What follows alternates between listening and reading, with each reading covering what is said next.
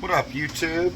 Today I'm going to show you how to remove the door panel for the front on a 2003 Lincoln Town Car, but this will apply to 2003 to 2011 Lincoln Town Cars. Let's get started.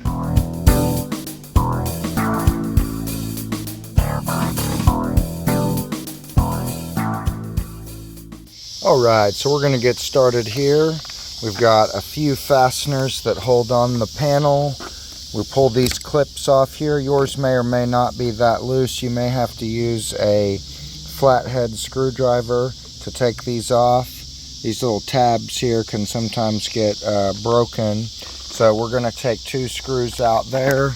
Then we've got a little cover here. I don't know why it's not focusing. There we go. We got a little cover there that needs to come off. And there's a Torx screw behind that.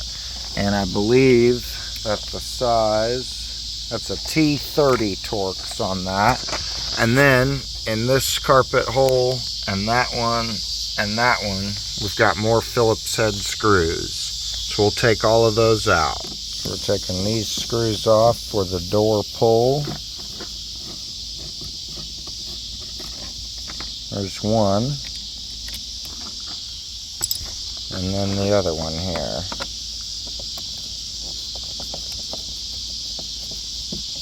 Here's the bottom one. You just got to line it up somehow. You got to find it. There we go.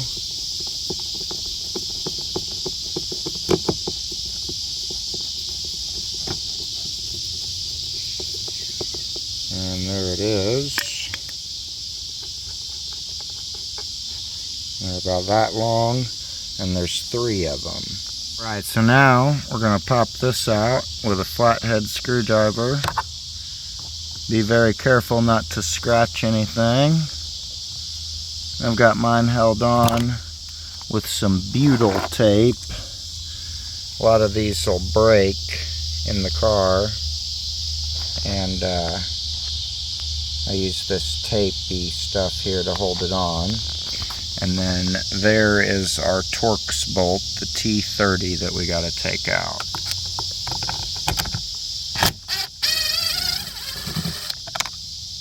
And we're going to go all around the edge on the outside and start pulling it off.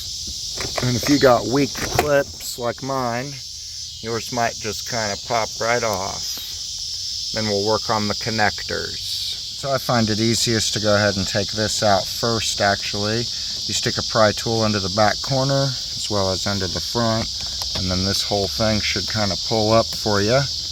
And then, oh, if it's not stuck on something here, it's like stuck on the door panel somehow. Anyway, then we can unplug our connectors, which are just the push tab style. You push in on the tab and pull out just like that. That's pretty much the same thing for all four of them. These ones are going to be tabs like this. The tabs are going to be kind of towards the back side. So you just push and pull. Once all that's done, you can pull your panel off, and you've got all these circular little holders there that are what holds these little clips in place here. Some of mine are broken and missing, but they should be on there a little more tightly. But yeah, everywhere that you see one of those is where one of these little clips are supposed to be. A couple of mine are stuck in the door because the spot that they go is broken. There's not a whole lot I can do about that, but we've got these three connectors here that need to be taken off as well. This middle one, you just lift this tab up and pull out. This one has a push-in tab at the bottom, and then this one also has a push-in tab at the bottom, and then you can disconnect those and remove your panel completely. Alright, so now we're going to go ahead and put the panel back on, starting with these bottom connectors here. The blue obviously goes to blue. These are kind of in the camera angle there, sorry.